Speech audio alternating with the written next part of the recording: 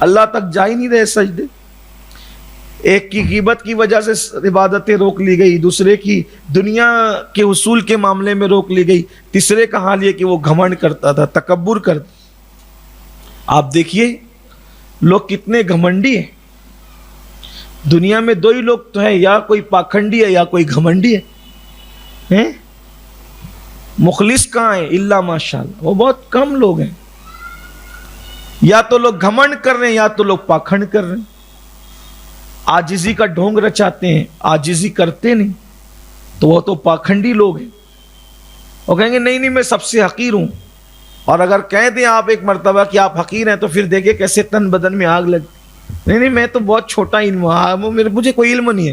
کوئی جاہل کہہ دے تو پھر دیکھو جناب کا کیا حال ہوتا ہے. بلکہ ہم لوگ عاجزی اس لیے کرتے ہیں کہ لوگ ہمیں کہیں الا ماشاء. سب کی بات نہیں کر رہا ہوں، نہیں نہیں نہیں آپ تو بہت بڑے نیک آدمی ہیں، بڑے پرہیزگار ہیں. گھمنڈ کہیں نہ کہیں دل میں ہے. اور قرآن کہتا ہے وَاسْتَكْبَرَ وَكَانَ مِنَ الْكَافِرِينَ. تکبر کیا اور کافروں میں سے. کسی کو نسب کا گھمنڈ ہے، کسی کو نسب کا گھمنڈ ہے، کسی کو علم کا گھمنڈ ہے، کسی کو حسن کا گھمنڈ، کسی کو نیکیوں کا گھمنڈ ہے، کسی کو کچھ ہے. گھمنڈ میں ہے گرفتار. حالانکہ تیسرے آسمان سے عبادت لوٹ رہی ہے صرف گھمنڈ اور تکبر کی وجہ سے.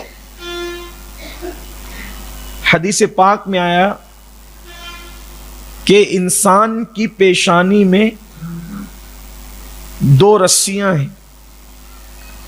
جب انسان اللہ کے لیے عاجزی کرتا ہے تو ایک رسی آسمان کی طرف گئی ہے اور ایک رسی زمین کی طرف. تو جب عاجزی سے اللہ کے لیے انسان جھکتا ہے تو فرشتہ اس کو اٹھا کر کے بلند کر دیتا، اور جو گھمنڈ سے اکڑتا ہے تو فرشتہ اس کو نیچے گرا دیتا، جھکا دیتا ہے. اللہ فرماتا ہے تکبر میری چادر ہے، بڑائی میرا تہبند ہے. جو اس کو چھیننے کی مجھ سے کوشش کرتا ہے میں اس کو ختم کر دیتا. تکبر نکالو، گھمنڈ نکالو. جو نمازیں پڑھتے ہیں، میں نے ایسے نمازیوں کو دیکھا ہے، برا مت ماننا.